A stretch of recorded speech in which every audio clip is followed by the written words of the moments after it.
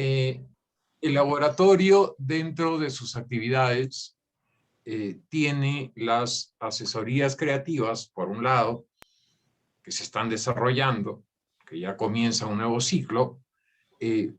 Por otro lado, están los cursos que se están dictando actualmente, y como un complemento del curso, en este caso, estamos comenzando con las mesas temáticas de escribir en el aire. El tema de esta mesa temática en realidad es un poco abstracto, porque se vincula mucho con la idea de cómo la escritura hoy es capaz de salirse de un género único y comenzar a hibridarse con otras manifestaciones. Es decir, cómo la escritura ha dejado de ser, voy a arriesgarme a términos físicos, centrífuga, para ser centrípeta y vinculante. ¿Sí? Y creo que acá hay 3 ejemplos vivos de cómo la escritura se convierte también en un ejercicio de vinculación.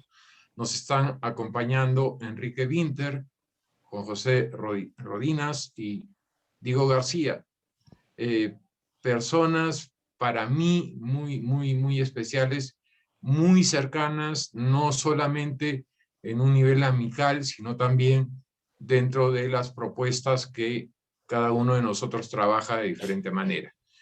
Braulio va a presentar los prontuarios de cada uno de nuestros invitados, y mientras él hace su operación protocolar, yo le suplico a quienes están viniendo lo siguiente.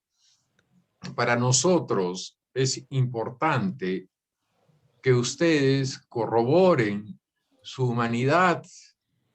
Para corroborar su humanidad es ideal si es que en la medida de lo posible pudieran aparecer. Muchos estamos traumados con los bots.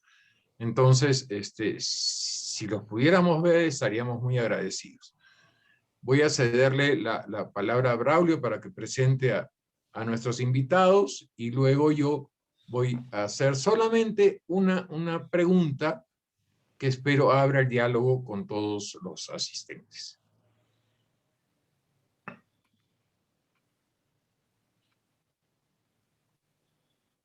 Perdón. Bueno, Escribir en el Aire regresa con esta mesa y quería agradecerles a todos los que han venido y a Enrique, Juan José y Diego. Como dice Mauricio, voy a hacer los protocolos, entonces voy a leer las biografías de los 3. Enrique Winter nació en Santiago en 1982, es magíster en escritura creativa por NYU y coordina el diplomado homónimo de la UCB. Ha publicado en 8 países los poemarios Atar las naves, Rascacielos, Vía de despacho y Lengua de señas, y el disco Agua en polvo. Sus poemas han sido reunidos en Primer Movimiento y de Ruidos para Construcción de Orquesta, seleccionados en Código Civil. Es traductor de antologías de poetas como Charles Bernstein y Philip Larkin, Emily Dickinson también, si no me recuerdo mal. Ha recibido los premios Víctor Jara, Premio Nacional de Poesía y Cuento Joven, Premio Nacional Pablo de Rothka y Premio Good Morning Menagerie, Chapbook in Translation, entre otros. Y bueno, publicó esta novela, Las bolsas de basura, que no sé si es el único trabajo en narrativa que tiene desactualizado. Juan José nació en 1979 en Ecuador. Ha publicado Los rastros, Viaje a la mansedumbre, Barrido de campo, Código de barras, Cromosoma, Esterocen, Anedonia, Kurdistán, Los cuadernos de Yorkshire. Además ha reunido su trabajo en antologías personales como Los páramos inversos o 9 grados de turbulencia interior. Sus poemas han sido incluidos en libros como Equinoccio, Bandadas y País Imaginario. Acabó hace poco su doctorado en la Universidad de Leeds, en Inglaterra. Y finalmente Diego García nació en Barazátegui, en Buenos Aires, en en 1983, es profesor en letras por la UNLP. Entre sus libros destacan Fin del Enigma, Esa trampa de ver, Una voz servida, Una cuestión de diseño y Las calles nevadas. Forma parte de la antología de poesía latinoamericana País Imaginario y colabora en diversas revistas con reseñas, traducciones, artículos críticos.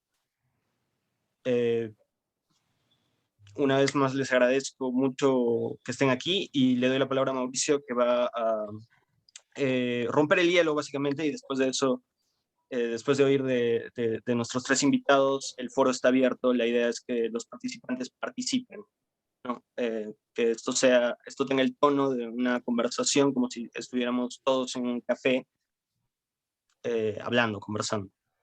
Bueno, Mauricio es... Dale, ya antes de lanzar la pregunta, quiero saludar a alguien que hace posible que muchas de las escrituras de las cuales hablamos puedan tener llegada y puedan convertirse en materiales. Estoy hablando acá de mi capitán Antonio Cordero, en cuya tripulación también está Enrique, y espero que se sigan sumando desde este lado del mar. Un abrazote, Toño. Bueno, Enrique, Juanjo, Diego, en la previa, y yo les decía que una característica que podía verse en las escrituras de ustedes tres, siendo completamente distintas una de la otra, está en esa capacidad de expresarse sin restringirse únicamente al ámbito de lo lírico, al ámbito de lo poético, sino más bien vinculándose con otras manifestaciones de la escritura que tradicionalmente denominábamos como géneros literarios, y entonces se establecía un quiebre frente a estas nociones decimonónicas para configurar más bien un replanteo. Y entonces lo que yo les decía es si cada uno de ustedes podría hablar brevemente de su experiencia, de sus experiencias, y en función a lo que ustedes digan, vamos a abrir el micrófono para que se den todas las preguntas que tengan que darse. Entonces, yo no sé, me preguntaban por el orden se da de la siguiente manera. No sé quién de los tres quiere ser el primero y quién quiere hablar después. Ustedes lo determinan. Como les parezca a ustedes, Mauricio, gracias por la invitación, ya que hablé, agradezco. Como les parezca, sorteamos. Sí. Ustedes mandan. Creo que sin Creo, querer, Diego, que ya Diego tuviste la iniciativa, ¿no? Sí, Diego se ofreció voluntario sin querer. Yo creo que tú mismo te condenaste al patíbulo, así que dale, Diego. Bueno, ante todo, gracias por la invitación. La verdad que es una alegría y un placer siempre poder hablar de poesía, de escritura, y más con esta compañía y en este contexto del laboratorio, que es un proyecto hermoso. Bueno, ante esta invitación, esta pregunta que abrís, Mauricio, creo que podemos tomarla desde lugares muy diferentes, pero en lo personal, a mí me interesa la escritura como pensamiento. Yo he mencionado en algunas ocasiones, o he traído como un problema a propósito el término ensayo para pensar una escritura que se presenta como poesía, pero que desde la idea del ensayo como prueba, como trabajo con materiales que podrían no ser funcionales a un género, en el caso de la poesía, por ejemplo, a mí me permite cierta libertad bueno, de ir hacia el error, hacia lo extraño, hacia lo que queda desplazado. Y esas palabras, ¿no?, que estoy diciendo en esta última idea, ¿no?, lo desplazado, lo extraño, lo que no parece encajar, justamente es si lo medimos en relación a esta idea del género poesía y bueno, de esto que que vos hablabas antes, como digamos algo ya de alguna manera dejado atrás por una gran cantidad de escritores y escritoras de este tiempo, ¿no? De esa cuestión de pensar desde lo clásico, un género, digamos, como definición casi escolar, ¿no? Me parece que ya en amplia mayoría de escrituras actuales esa cuestión está bastante superada y bueno, en lo personal de mi escritura lo trato de explorar desde ese lugar.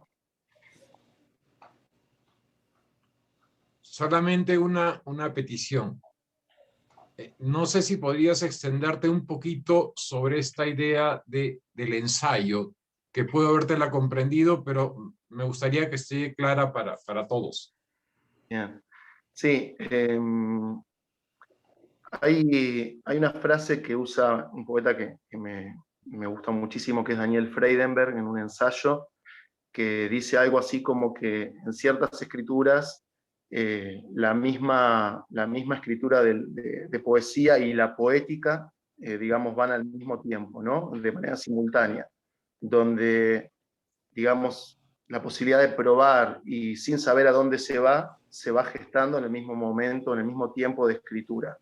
Creo que lo que yo pienso cuando digo ensayo en relación a la poesía va por ese lado, por una posibilidad de no tener un destino, digamos, formal de antemano, e ir pensándolo, como dije antes, esta idea de escribir para explorar lugares que no conozco y que quiero probar o pensar o experimentar o poner en situación a veces, sin estar teniendo como tal vez un destino idealizado en lo formal, ¿no? Esa forma que la idea de los géneros más bien clásica es como la forma, digamos, esa visión teleológica, ¿no? Donde el poema perfecto existe al final del camino, justamente desde el lugar de poder pensarlo como ensayo, me interesa más el proceso, el procedimiento de prueba, aunque no esté seguro hacia dónde estoy yendo. Y bueno, digamos, un poco por ese lado va esta palabra que resulta problemática, ¿no? Porque el género ensayo es una cosa también bastante definida desde lo académico, por ejemplo, y bueno, interferirla, digamos, a la definición, a la idea de poesía con esta otra cuestión más bien de lo ensayístico, bueno, por lo menos a mí me parece interesante y me ayuda a veces a permitirme jugar e ir por lugares por lo menos más divertidos, ¿no?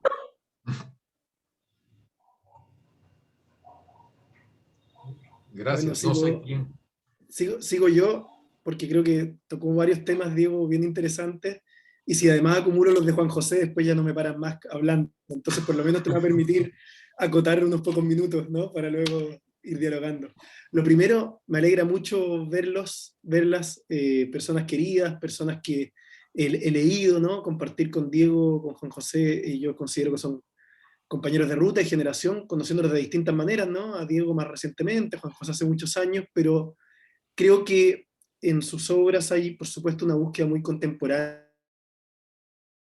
y de Braulio, y que iremos dialogando, ojalá con el interés de los demás presentes. Lo primero que me encantó era que se llamara El fin de los géneros, porque creo que desde una mirada desprejuiciada de los géneros literarios uno va a estar todo el tiempo buscando con suspicacia, ¿no? Como con un poco con dónde están las ambigüedades, ¿no? Y lo primero que uno ve en ese título es que primero hay un fin como final, como término, como conclusión, pero también hay un fin como objetivo, ¿no? Como el objetivo de los géneros, ¿no? La razón por la cual existen los géneros. Y creo que por un lado está eso colegial, didáctico que decía Diego, también sin duda algo comercial.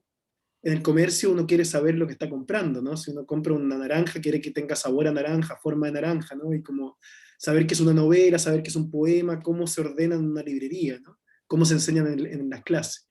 Para nosotros como escritores nos debiera importar cero eso, salvo en el aspecto comercial justamente, digamos.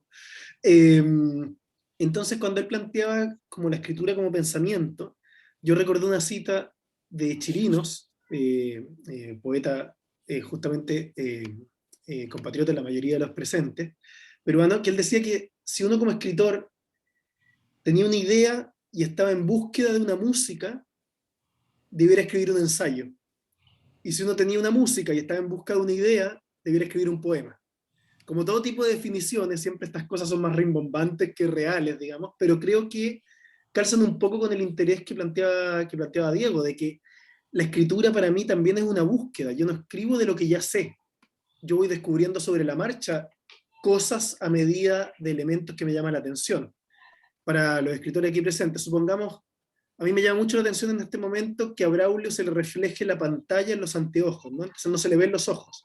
Y se ve como si fuera una especie de cyborg, ¿no? En que tiene ojos de pantalla. Tengo esa imagen, se la estoy regalando. ¿Qué hago con esa imagen? ¿Qué narro? ¿Qué cuento? ¿Qué pienso? ¿No? Y esa escritura me va generando un material que puede estar más cerca de lo que tradicionalmente es narrativa, más cerca de lo que tradicionalmente es poesía o ensayo. Siento que por ahí va para empezar, como para ir sembrando ideas para el diálogo, pero creo que tal vez una punta de lanza también que me interesa establecer es el problema de la trama, el problema de contar, por decir así.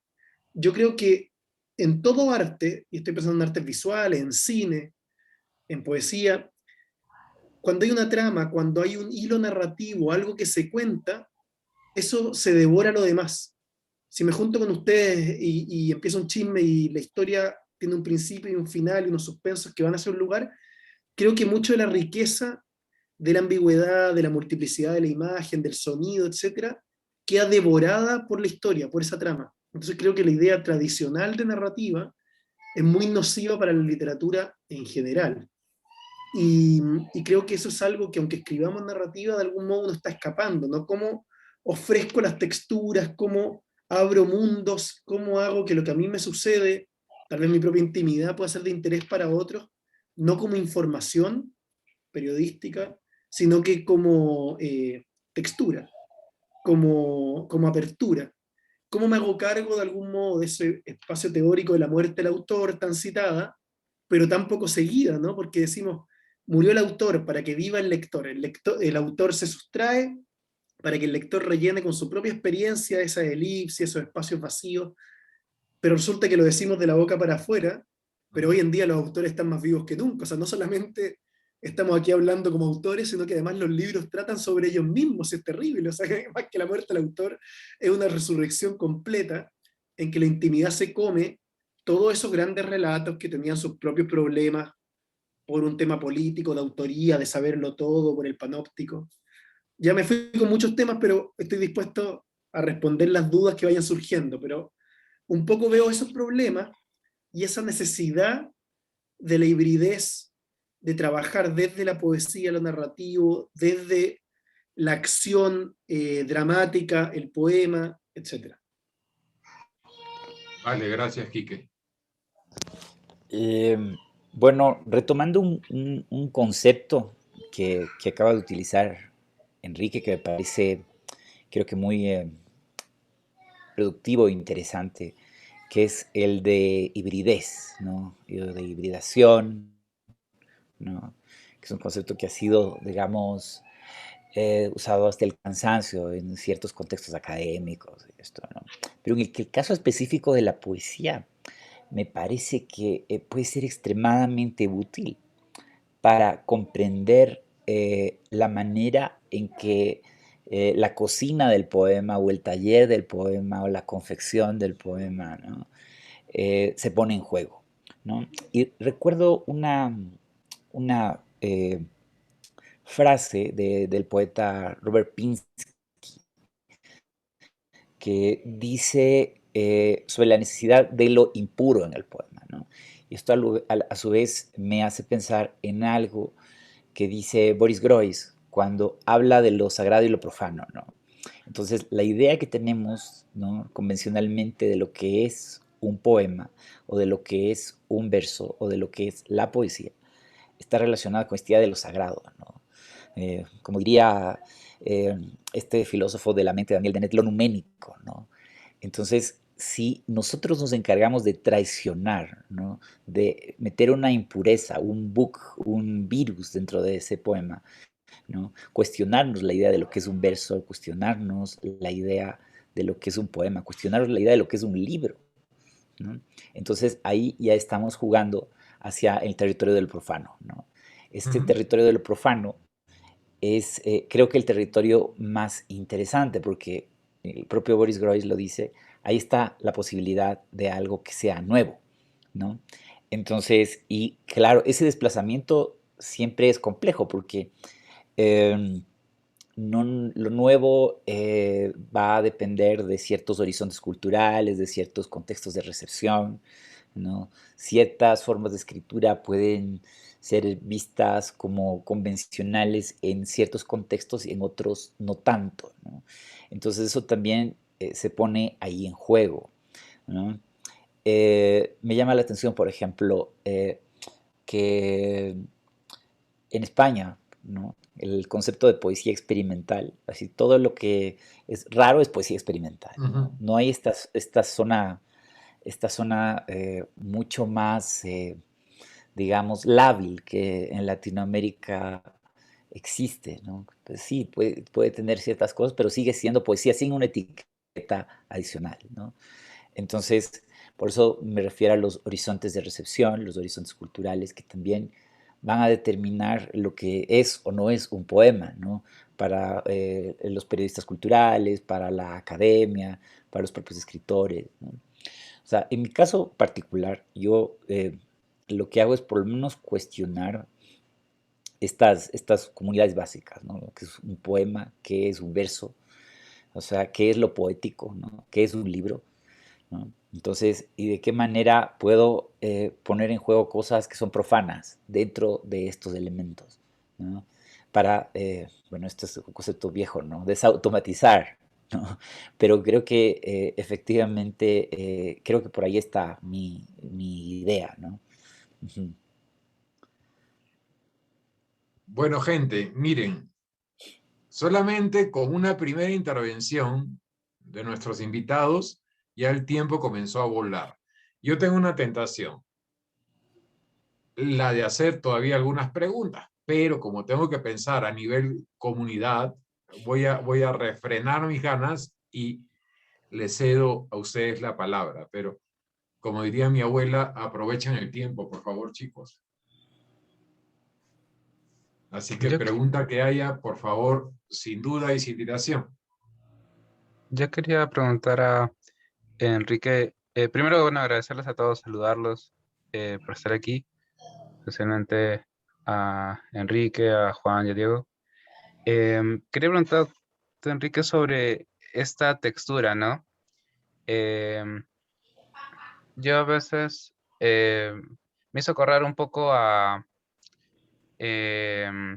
cuando hay como esta especie de baches o momentos donde está avanzando pues en una novela que me guste, ¿no? Que tiene esta habilidad de poderse perder un momento en lo que está hablando, en lo que va sucediendo, y te puedes caer en una imagen, en un recuerdo, en una observación, en un diálogo, ¿no? Que sale fuera de lugar, y de ahí luego sigue, ¿no? La trama, ¿no? Y quizás era más importante llegar a ese espacio, ¿no? Entonces me gustaría saber que nos expliques un poco más, al menos es lo que yo entendí como textura, si nos puedes contar un poco más de cómo te entiendes esto de textura. Sí, comparto, muchas gracias por la pregunta y gracias por tu interés, José Manuel. Comparto tu gusto, a mí también me interesa que esto se vaya por las ramas, no ese error del habla, de la retórica, por decir así, que se llama anacoluto, ¿no? De que empezar a hablar de una cosa y terminar hablando de otra que pareciera no corresponder, ¿no? En ese proceso, que un poco lo que comparto también, por supuesto, con Diego y con Juan José, ¿no? Es lo que hablaron de Bache o de lo profano, la disonancia, ¿no? La nota que no calza. Pero también siento que cuando yo me refiero a textura, me refiero a todo lo que de algún modo no sea el texto directo, el sentido, el contenido directo. Me refiero a cómo huele una palabra, a cómo suena, a cómo se ve en la página. Estoy hablando de los sentidos, ¿no? Como de los ojos, de los oídos, del olor, del gusto, del sabor, a qué apela, ¿no? O sea, ¿qué otra cosa apela? ¿Qué está sucediendo ahí que no sea solo la información? En eso pienso un poco en textura. y es desde el lugar en que yo corrijo mis propios textos y donde yo llamo en mis talleres a corregir los de los demás autores, además, ¿no? Como ver qué convoco con aquello que quise contar. O sea, un poco la tensión entre contar y cantar, si quieres, ¿no? Como haciendo un juego de palabras ahí.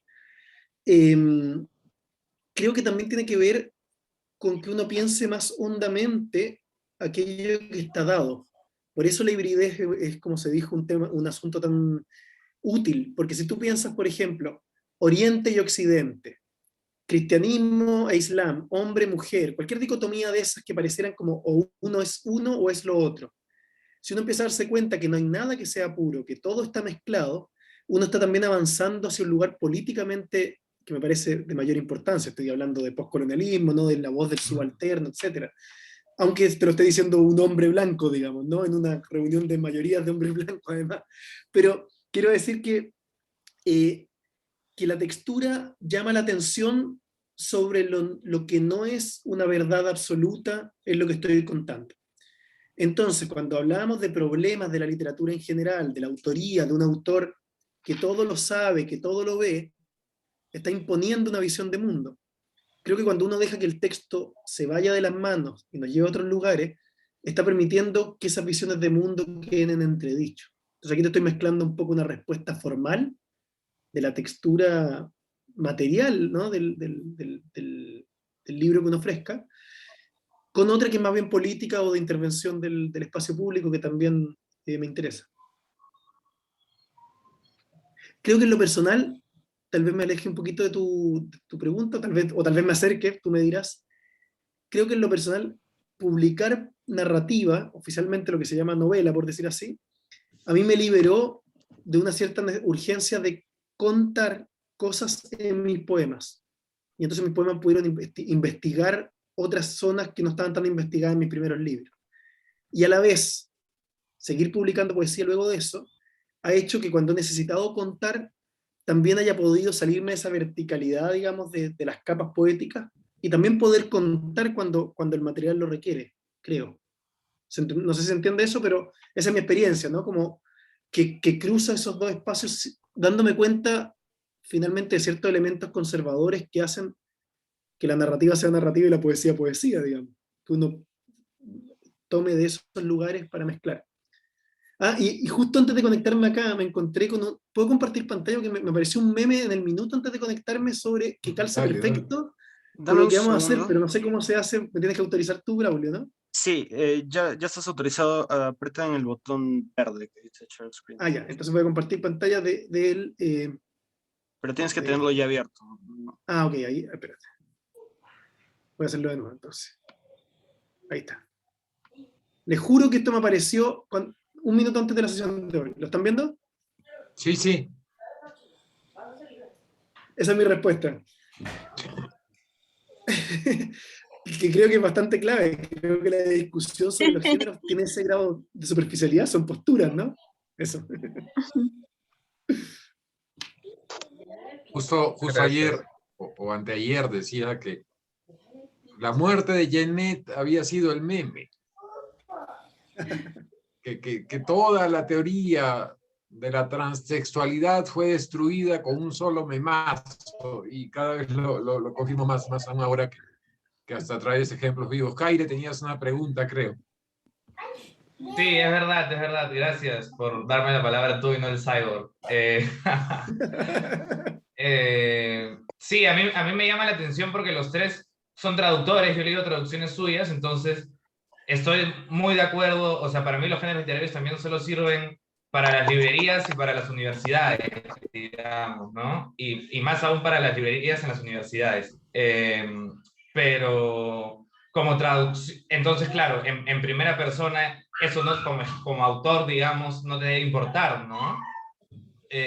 Pero como traductor sí quisiera saber cómo es su experiencia, si es que lo piensan. Pienso, por ejemplo, en Enrique, en las traducciones de Bernstein, hay algunos poemas que son como links de URLs, digamos, ¿no? Entonces, claro, ¿cómo se piensa, o si es que se piensa al momento de traducir la idea de género literario, digamos? ¿La pregunta va dirigida específicamente a Enrique o va para los tres? No, o sea, como los tres han traducido, y en general la traducción me llama la atención porque como escritor, digamos, estás en primera persona, ¿no? Pero al momento de traducir hay más distancia, entonces supongo que eso también debe influir al momento de pensar, ¿no? ¿Quiere empezar alguno de ustedes? Creo que es una pregunta, creo que es una pregunta compleja en realidad, porque tiene que ver con esta idea de la autoría, ¿no? En qué momento se pone en juego esta idea del autor, ¿no? Si yo cuando escribo poemas soy efectivamente el autor de ese poema, o qué es lo que se pone en juego, y si cuando yo traduzco, eso está como en un segundo plano. Yo recuerdo que sobre el tema, por ejemplo, la traducción de Orlando que hizo, de Virginia Woolf, que hizo Borges, que, bueno, la crítica decía que era muy borgiana esa traducción, ¿no? Entonces, por ejemplo, las traducciones que hizo José Ángel Valente de Celan son traducciones muy valentes de Celan, ¿no? Esa podría ser una objeción, que son traducciones muy autorales, ¿no? Pero también, pues por eso mismo también tienen su encanto, ¿no? Tienen su peculiaridad, un cierto sello autoral. Entonces, yo creo que, en realidad, creo que es una pregunta compleja. En mi caso particular, ¿no? Interesante que lo que acabo de decir. Creo que hay ciertos autores de, por ejemplo, la poesía norteamericana, yo hice una serie de traducciones de poesía norteamericana, cuyas marcas prosódicas, eh, cuyo uso de cuya elección de léxico, cuyas atmósferas me resultaban más familiares que otros, ¿no? Y creo que quizás por eso las traducciones son más afortunadas que otras, ¿no? Entonces, eso sí puedo decirlo así concretamente, ¿no? O sea, y creo que eso es quizás más útil que la reflexión que hice antes, ¿no?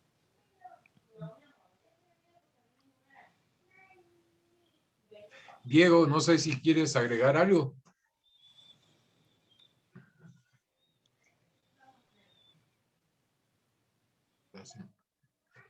Ahí está. Me había Ahora sí. muteado. No, decía que está bueno lo que decía Juan recién, de pensar una afinidad con el autor, ¿no? Y también poner en cuestión, o la misma idea de traducción ya pone de por sí en cuestión, ¿no? La figura de autor, con estos ejemplos que también Juan brindaba recién, ¿no? Como las traducciones borgianas de Borges. En mi caso, creo que en el de Juan y Enrique también, yo he traducido cosas que siento, digamos, cierta conexión o vinculación con el lugar donde yo también me ubico a la hora de escribir. Tal vez sería diferente y sería interesante también escuchar la respuesta de alguien que traduce lo que le llega o que lo hace por trabajo, y tiene que traducir lo que llega a sus manos sin poder elegir y sin tener tal vez ese paso hacia el autor, proviniendo como un lector primero, y en mi caso siempre lo que traduzco es cuestiones que me han, digamos, poéticas que me han fascinado, es decir, donde tuve todo un trabajo de lector,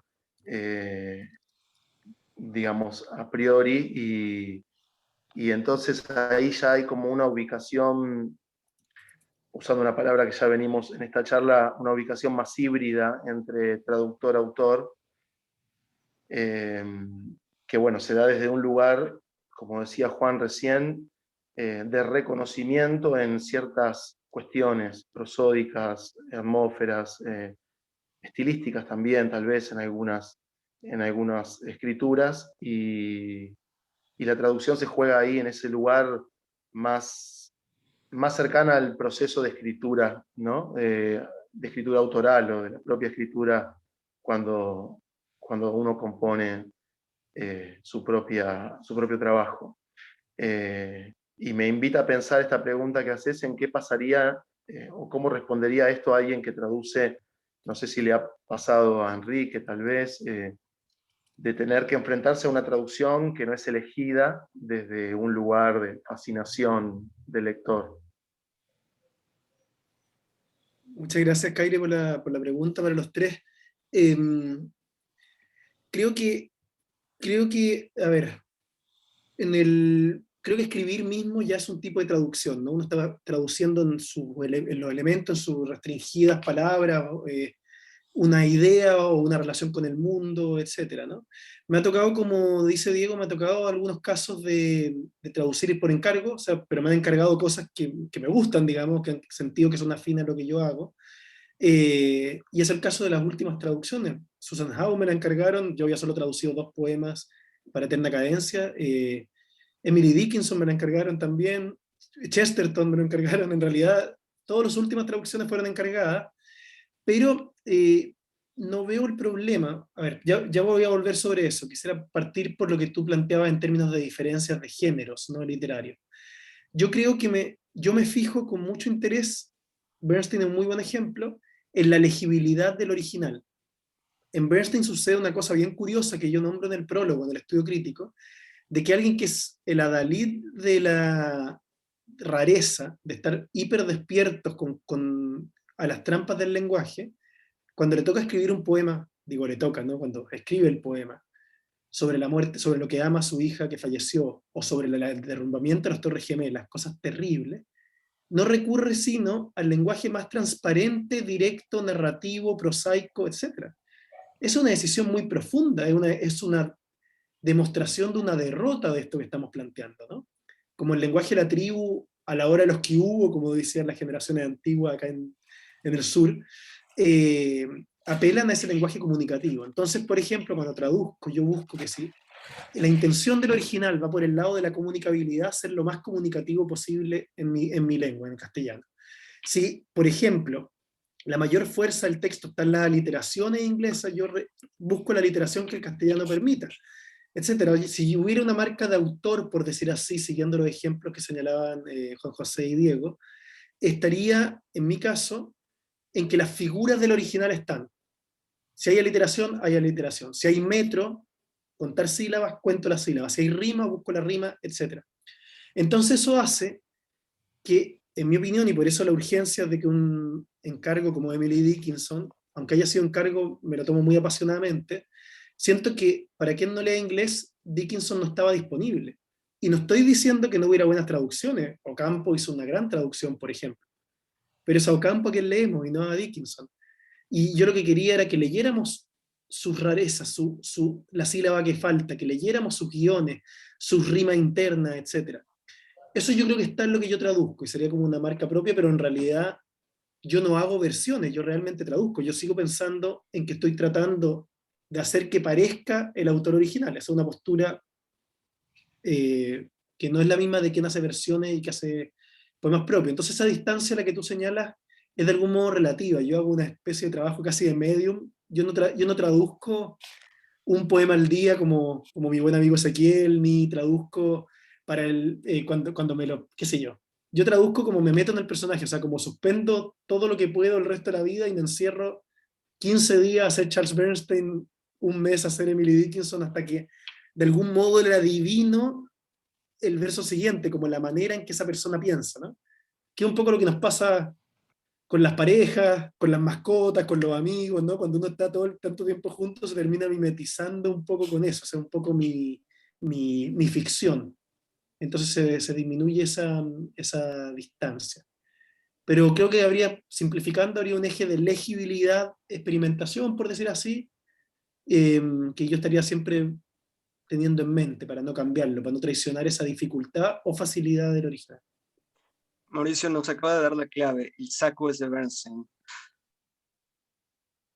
Ah, ¿Cómo? ya entendí entonces. El saco es de Bernstein. Bueno, debo decir a quienes no sepan que Mauricio Medo me hizo bullying muchos años porque según él yo usaba siempre la misma camiseta, remera, polera. En eventos públicos. Entonces, pero yo me puse un saco hoy y soy el único con saco en la reunión, todo el mundo anda libremente en camiseta y me siento como un pelotudo, digamos, pero bueno, Por lo menos no me va a poder hacer bullying, Mauricio. No, ya no. Y si No, me- yo y te si- dije, ya Y si me saco, con esa no, tenida y si puedes ahora- estar callado. y si me saco el saco, o me pongo el pongo, ahora, me daría mucho frío, digamos, no tengo otra chance, no tengo otra ropa en esta sala en la que estamos reunidos. Yo lo así sé. que ya que- Yo lo sé. No, prometido, se acabó el bullying. Los Leda, lentes de Braulio son de Bernstein también, se hace. Quiere pasar piola, Braulio. Ayer hubo una observación a propósito del tema muy interesante, en la cual fue comparado con Tormenta, por esa imagen, cosa que me pareció bastante feliz. ¿Alguna otra pregunta que hubiera, por Leda favor? tenía una pregunta, Leda. ¿Y dónde está Leda? Ah, ya. Hola, voy a prender en la cámara. Hola, ¿qué tal? Soy Leda, de Lima.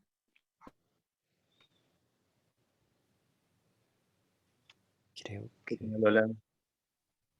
Dijo Lima y se arruinó la cosa, sí. Leda, creo que te traicionó el internet. Así es el Perú en general. Dices Lima y... Este trabajo de la memoria, Leda, de te reconocer traicionó el cuáles... internet, no te hemos escuchado. ¿No me escucharon? No, puedes volver. No, llegaste a Lima. A Lima, sí, y te cortaste. Te ha Ay. traicionado el internet. ¿Me escuchan ahora? Un poquito Sí. mejor, sí. A ver, voy a moverme ya, porque aquí es terrible el internet a veces. Es que debería estar en otro lugar, pero bueno, ya, estoy acá. ¿Me escuchan mejor ahora? Sí, Ya. Les quería preguntar desde les decía como aprendiz, pero también como mediadora de lectura,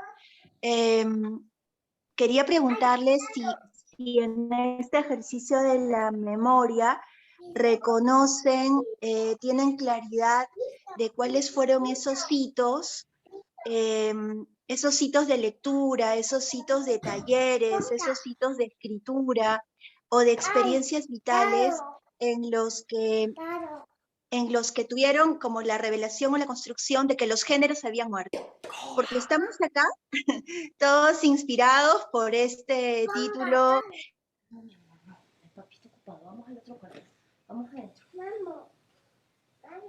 se volvió a... sí, abajo. sí, sí. Pero llegó el mensaje como si fuera la mediación de la Ouija, ¿no? O sea, Historia de lectura. Leda, llegamos a muerte de los géneros y otra vez Lima interfirió. Ya. ¿Pero se entendió mi pregunta?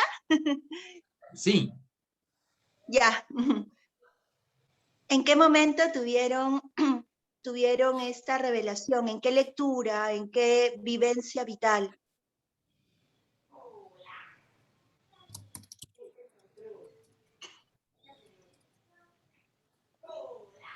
Mi respuesta breve sería una por el lado de la lectura, que me parece siempre muy refrescante. Cada vez que vuelvo a leer a narradores que son buenos ensayistas y que trabajan en ese lugar intermedio, me dan ganas de cerrar la puerta por fuera y retirarme, ¿no? Como sentir como ahí está, ¿no? Y me he pasado muchas veces, pienso, y no necesariamente con los mejores, por decir así, sino que en momentos claves, ¿no? Yo cuando hice la maestría en Estados Unidos me puse a leer mucho a mi profesor, que es Sergio Cheifek, un escritor argentino, por ejemplo, que sus novelas son realmente pensamientos hablados, ¿no? Como pensamientos continuos. Es una especie de ensayo que no va a ninguna parte y ahí está el texto, ¿no? Y a partir de ahí, por supuesto, otros referentes que me encantan, similares a eso, como Clarice Lispector, por ejemplo. Natalia Ginsburg. Natalia Ginsburg tiene un ensayo de las Léxico pequeñas familiar. virtudes sobre la crianza, por ejemplo, que ahora que estoy empezando a criar, ¿no? Que coincidimos en eso con Juan José, no sé si está al tanto, pero también fui padre casi el mismo, poquito después que él.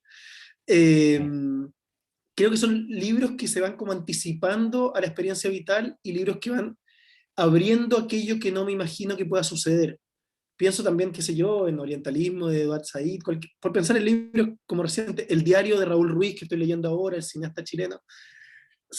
Ninguno fue particularmente revelador, sino que simplemente lo que me traen es un aire fresco de que la escritura es un lugar para desarrollar pensamiento sobre la marcha. Eso a mí me encanta, eso como lectura.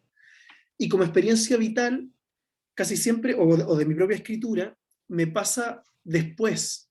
Como que ahora me resulta muy evidente que Las bolsas de basura, que es mi primera novela, es un libro de transición, que en realidad es un poema extendido, por decir así. Que las pequeñas tramas son como excusas, son en realidad como poemas entrecortados. Es lo que yo siento en relación a mi segunda novela, que está en este momento en imprenta, en que siento, aquí estoy narrando, por decir así. Y es lo que me pasaba con Rascacielos, que me di cuenta, estaba narrando, no estaba haciendo poema, por decir, pero es casi siempre un aspecto como, en mi propia escritura es como una autocrítica de la vocación del texto. Y eso hoy me tiene un espacio que me entusiasma, porque por ejemplo estoy por sacar un libro de ensayo escrito en verso, escrito en sonetos de hecho. Entonces creo que me libera la forma métrica, como me obliga a calzar cosas que no son las que yo habría dicho directamente, y me está el ritmo llevando, interrumpiendo o llevando más allá o más acá de lo que quería decir, van apareciendo cosas de mi interés. Entonces creo que la respuesta es la libertad que da aquello que dejamos de controlar. Y cuando lo veo en otros autores que dominan eso, lo disfruto mucho. Es lo que me pasa con una buena película, con un buen paseo.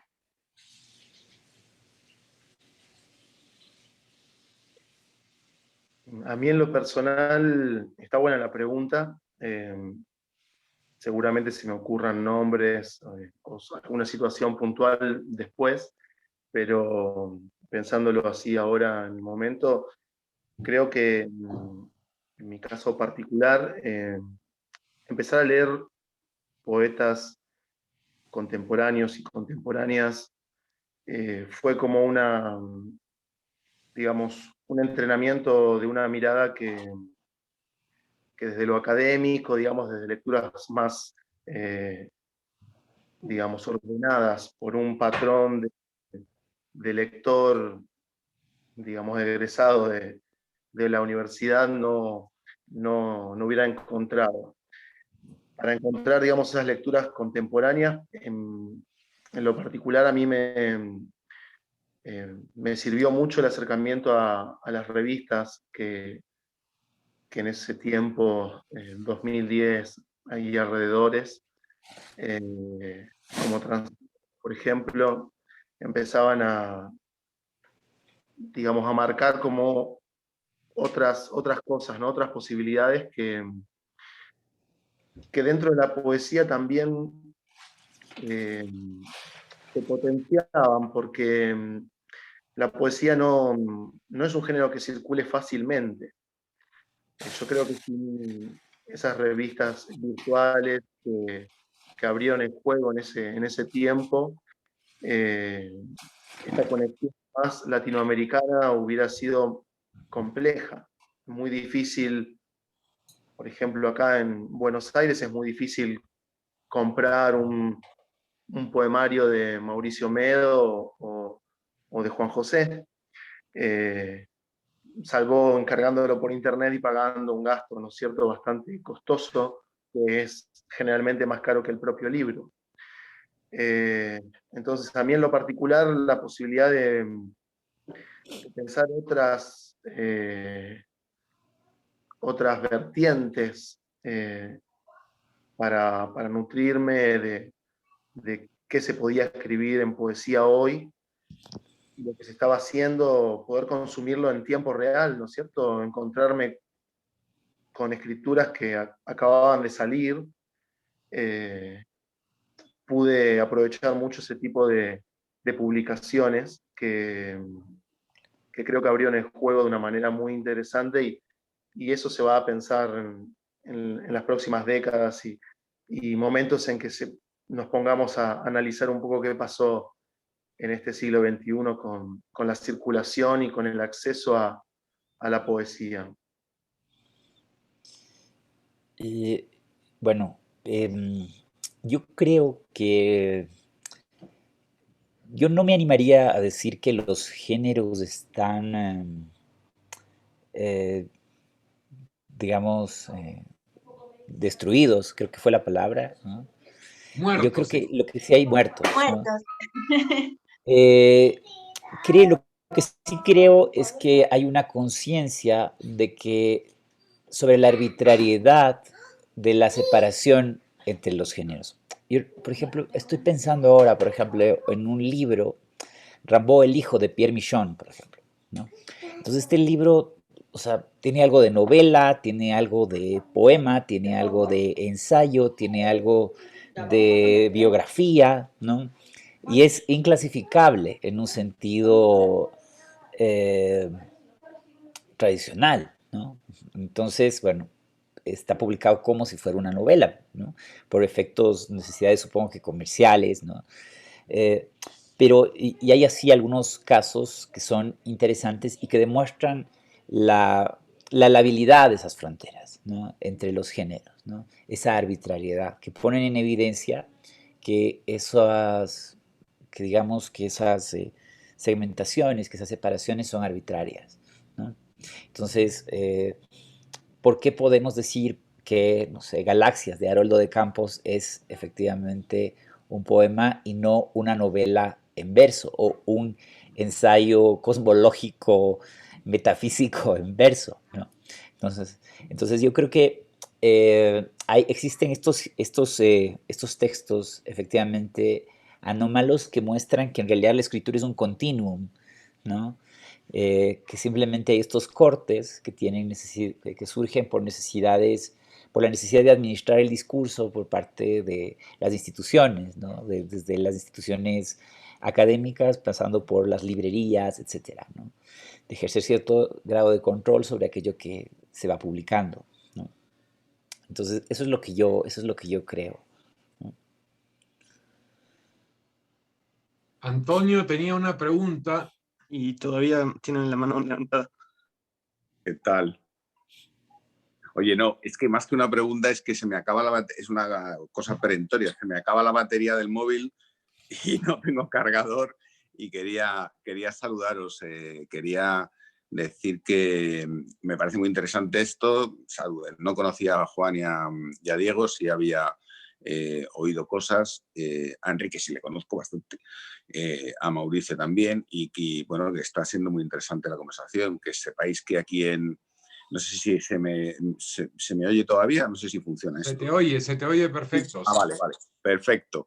Pues que por aquí, por Iberia, todavía existen grupos, gente trabajando en todo este sistema heterodoxo, heterogéneo y bastante iconoclasta, que está muy relacionado con esto de la muerte o la desaparición de los límites, ¿no?, entre los géneros. Nosotros, desde nuestro pequeño trabajo editorial, pues intentamos abundar ahí, ¿no? Apoyar esos lugares fuera de límites, ¿no? Entre fronteras o transfronterizos o alejados de la cuadrícula, ¿no?, habitual. Y bueno, pues nada, que es un placer escucharos, nos volveremos a ver, os leeremos. Por cierto, Diego, ahí sí que se pueden encontrar libros de Mauricio en Argentina, porque el nuestro del Manicomio, que lo reeditamos en España, lo está distribuyendo Valhuter desde Buenos Aires, en Argentina. O sea que ese sí que lo puedes encontrar, no sé si habrá alguno más. Y nada, que un placer veros a todos, que muchas gracias por la charla, está muy interesante. Yo lo que pasa es que estoy sin batería en todos los aspectos. Es muy tarde en Iberia. Sí, también por eso es normal hasta que la batería se duerma. Claro. Pero qué bueno verte, qué gusto verte, hermano. Igualmente. Un abrazo muy fuerte para todos. Tremendo abrazo, Antonio, y también cariños por allá. Jamás te imaginé sin batería, ¿no? Este hombre que ha circunnavegado el globo. Sí. Antonio Machín. Pues se acabó. Bueno, besos para todos. Salud. Cuídate. Chao. ¿Alguna pregunta, chicos, para cerrar ya y respetar un poco el pacto preestablecido con respecto a la hora, que sí es importante siempre considerarla? No sé si hubiera alguna última observación. Yo quería preguntar, no sé si alguien más quiere preguntar mejor, porque ya he hecho una pregunta para no quitar. Pero quería consultar sobre, por ejemplo, yo pienso que a la hora de géneros, no sé, lo primero que viene es esto de poesía, narrativa, ensayo, teatro quizá, ¿no? Pero quizá también pensando en otros anaqueles como en, por ejemplo, la ficción y no ficción, por ejemplo, ¿no? También, ¿no? Cómo juega en lo que escriben, ¿no? Porque, por ejemplo, hemos hablado en el laboratorio sobre la escritura no creativa, por ejemplo, ¿no? Y cómo hay cierto trabajo de curaduría, ¿no? De lo que se dice y que se puede decir en la calle, se puede decir en la televisión, y cómo eso vamos haciendo esta suerte de remix, ¿no? De los textos. Entonces, ¿cómo también juega eso? Hay estos límites quizá de ficción y no ficción. La pregunta es, ¿los límites entre la ficción y no ficción? Sí, hay una muerte también ya de eso, quizá. Oye, a ver, no nos pongamos tan deterministas, ¿no? Acá no le hemos echado los santos óleos a nadie, o sea, ya creo que un poco aclaró la noción Juanjo, y por cierto, su último libro de poesía creo que hacen que pudiera protagonizar el tema de la no ficción. Le estoy chantando el guante, pero estamos hablando de mutaciones, transformaciones, que si hubiera una muerte, no se darían, ¿no? Entonces, cuidado con los santos óleos a quien está agonizando.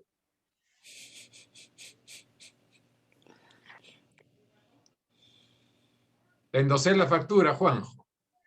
Creo que el tema de la ficción y de la no ficción pone en juego un concepto que es filosóficamente complejo, que es el de verdad, ¿no?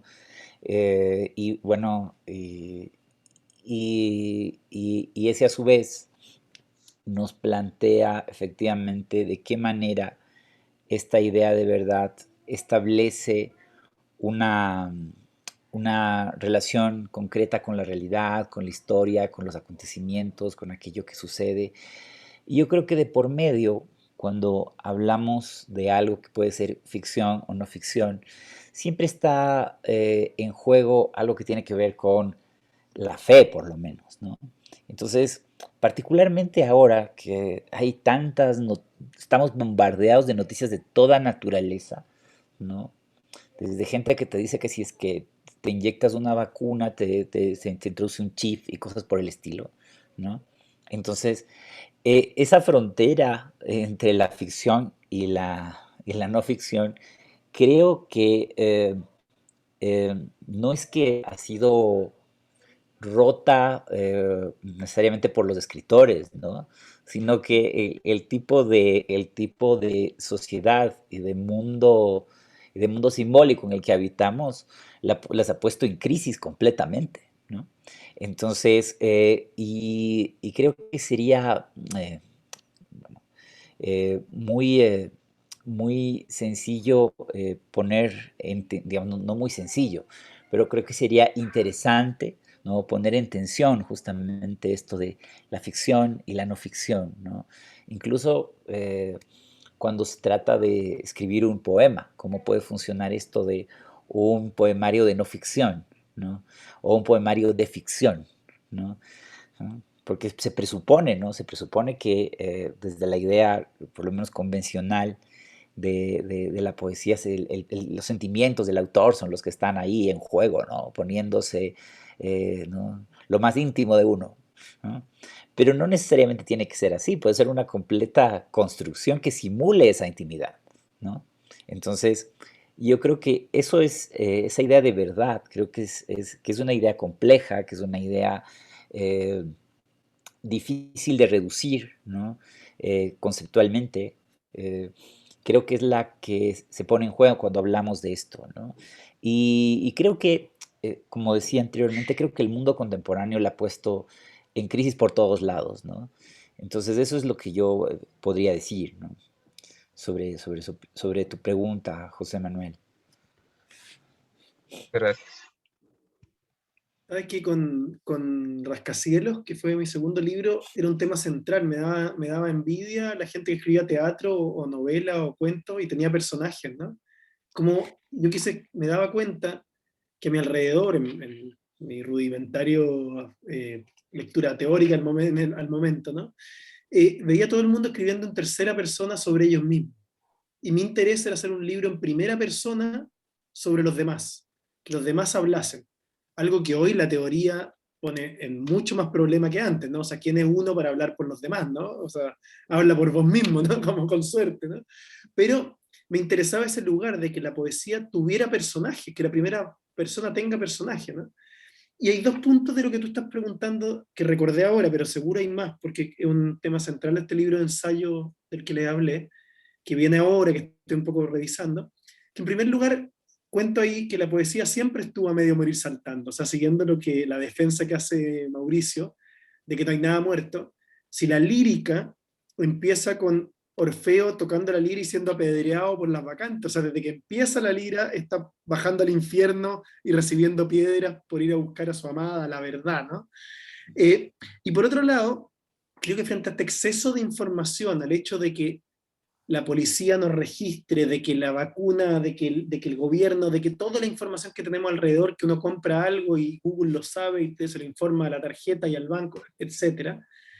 De algún modo la poesía, en vez de venir a revelar, develar una verdad, por decir así, cuando está toda la verdad a la vista, está todo expuesto, estamos todos desnudos, calatos, en esa palabra hermosa del Perú, estamos todos calatos. En realidad siento que la poesía o la literatura tal vez tiene una buena oportunidad de reponer el velo, de en realidad vestirnos, de poner una distancia entre estas cosas, entre las palabras, etc.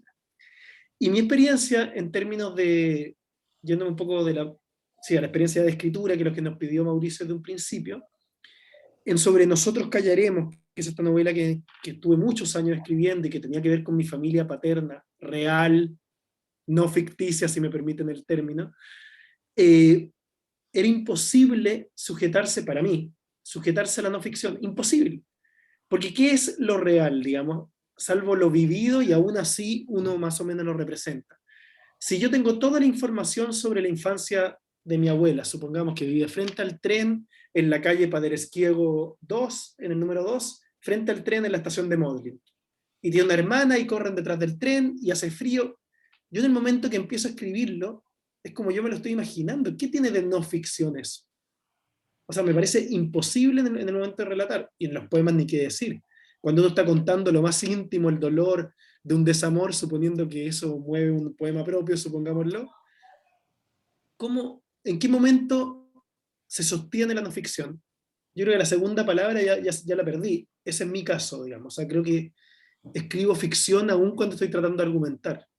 Aún en lo que les estoy contando, tratando de ser lo más sincero posible en esta conversación. Pero lo digo sin pose, lo digo muy sinceramente. Creo que la tendencia de la letra es hacia la ficción. Y creo que la dicotomía es falsa, que lo que busca es una dicotomía comercial del mundo anglosajón, que busca traer un público interesado en las confesiones, y hoy confesarse es lo de menos, y todo el mundo muestra su intimidad en las redes sociales. O sea, ¿confesar qué?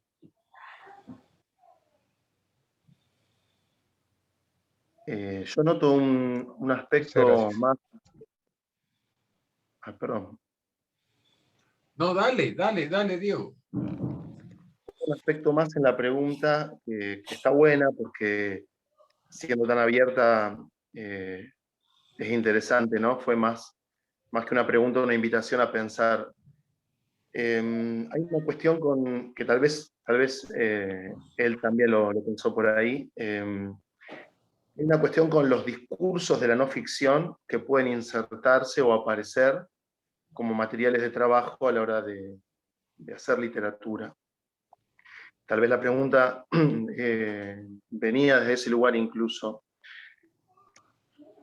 Cuando hoy Juan decía algo muy, muy atinado, que es esto de la administración de los discursos, ¿no? En las sociedades en que vivimos en este tiempo.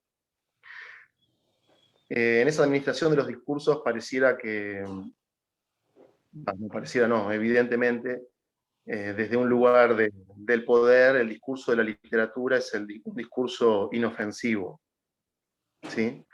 Creo que una posibilidad de tomar materiales de ciertas esferas de la no ficción, como por ejemplo un discurso político, un comentario de un presentador televisivo o una información de los noticieros o de los diarios, por decir, ¿no? Ejemplos de donde, digamos, esos géneros que pensábamos en esta charla pueden ser también géneros discursivos, no solamente géneros literarios, que a mí es un aspecto que me interesa mucho.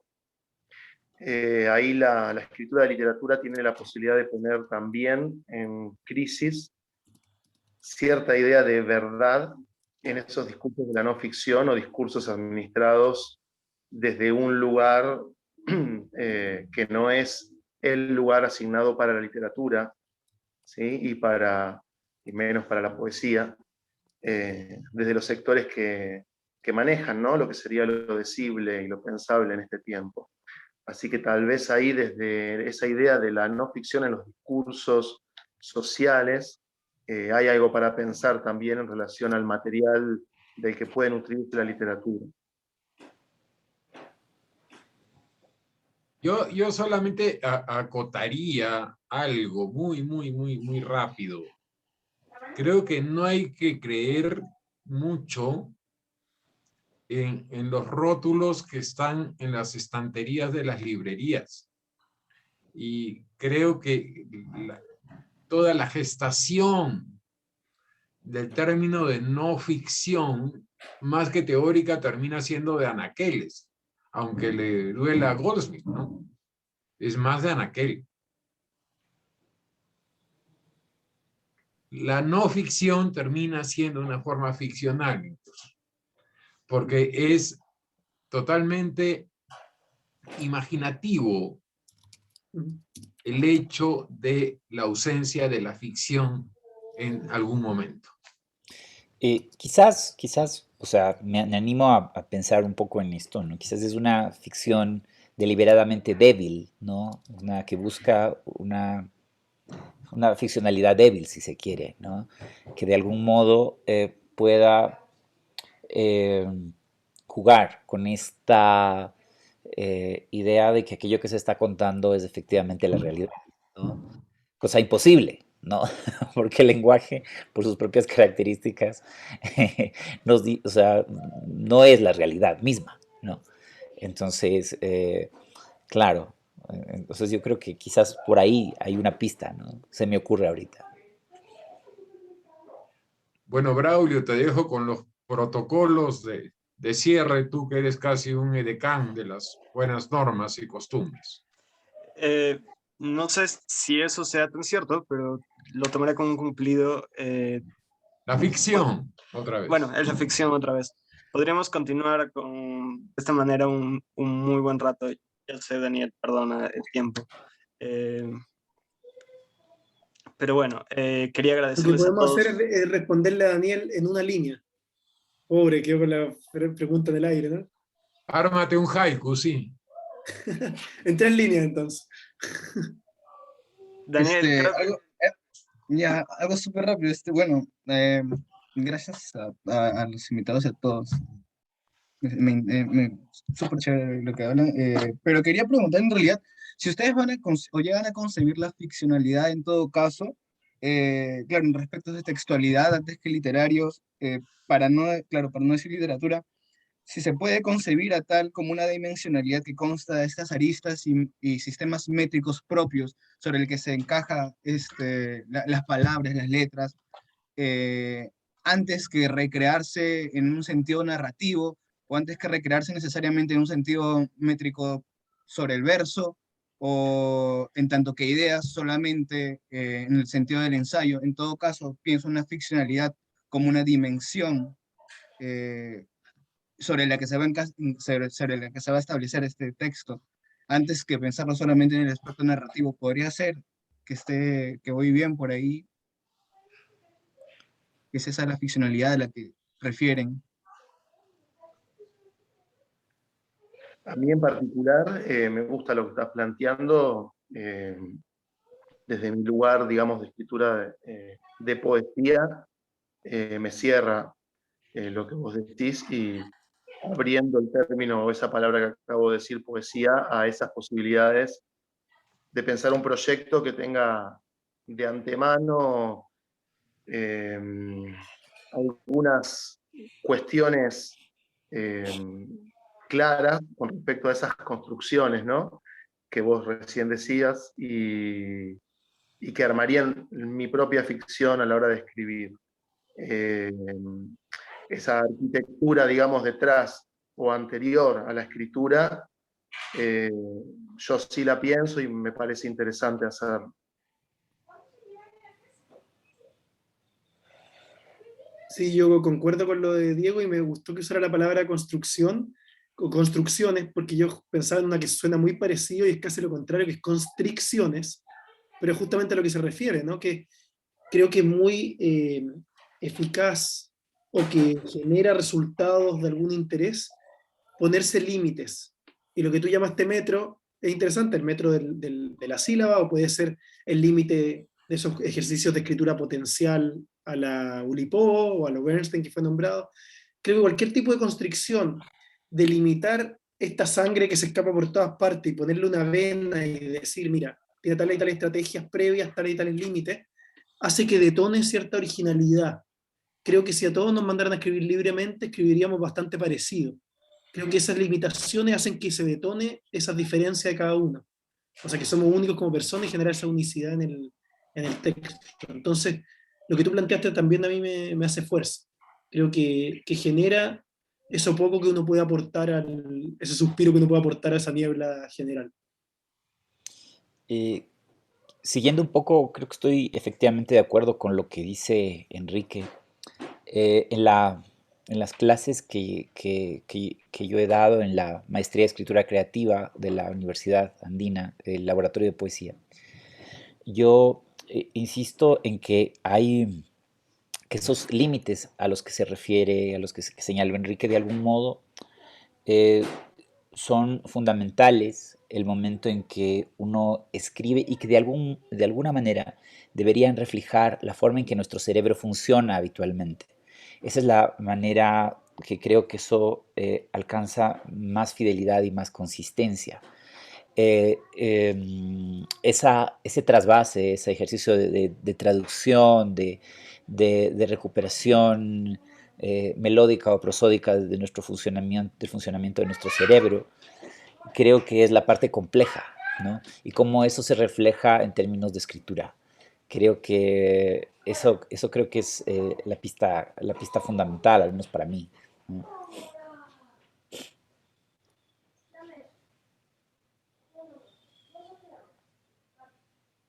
Gracias. Bueno, ahora sí supongo que cerramos y muchas gracias a todos por las preguntas y muchas gracias a Enrique, Juan José y Diego por contestarlas. No sé si Mauricio tiene algo más que decir.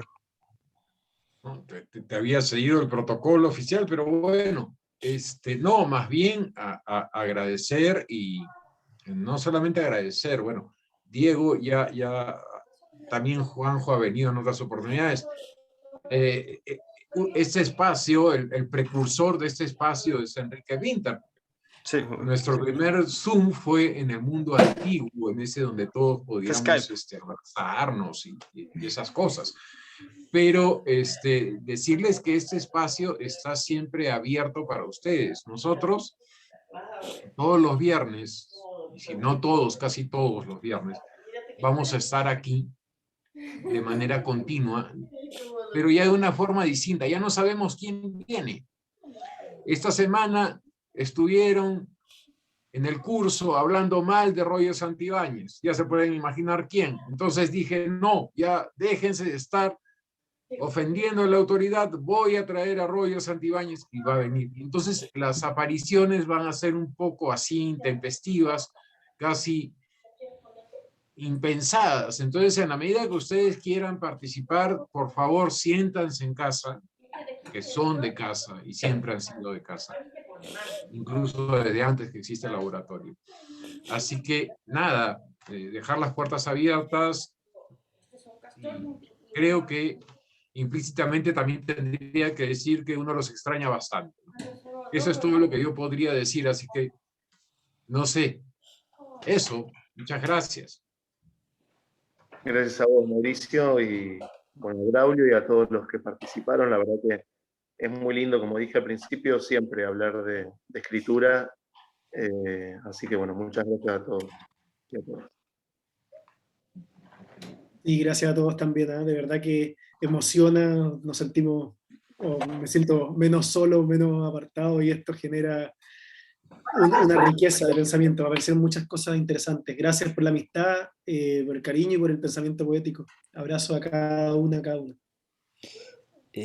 Igualmente ha sido un gusto compartir con ustedes. Gracias Braulio, gracias Mauricio, gracias Enrique, Diego, todas las personas que participaron. Realmente ha sido un momento muy pleno, muy agradable.